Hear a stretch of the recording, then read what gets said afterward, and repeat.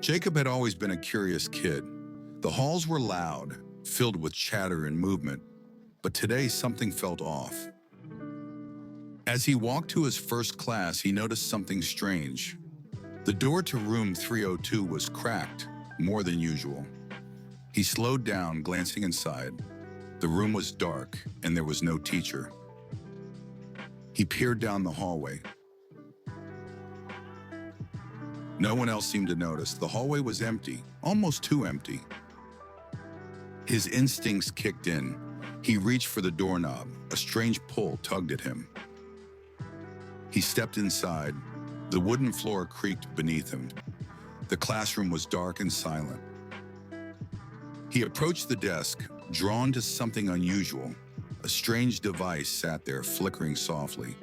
The symbols on the device made no sense. It was humming gently, vibrating in a way that felt wrong. Jacob's hand hovered. Something told him not to touch it, but curiosity pushed him forward. He couldn't resist.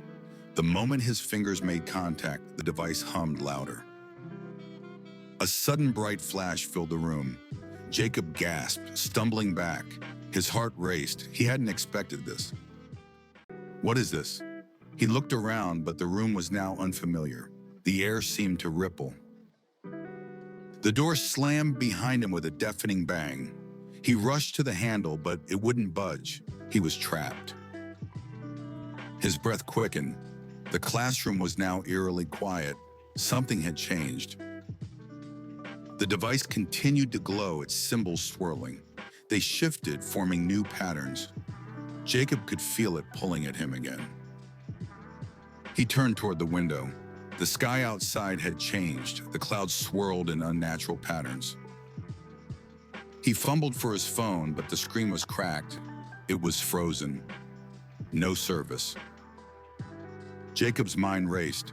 The silence grew heavy. He needed to get out of here. The device was the key. A series of glowing buttons appeared, one by one. He pressed the first button. The room filled with a pulse of energy. Jacob staggered backward, almost falling.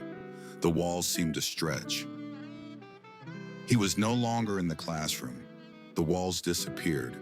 The space around him was endless. Faint whispers filled the air.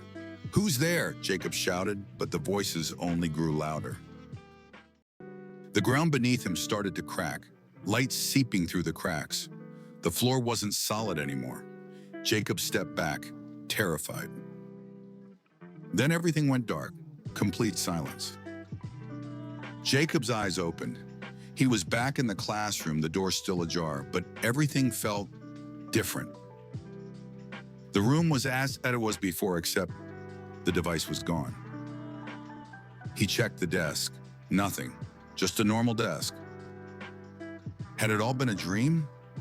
He couldn't tell, but something told him it wasn't over yet. Jacob knew this was just the beginning.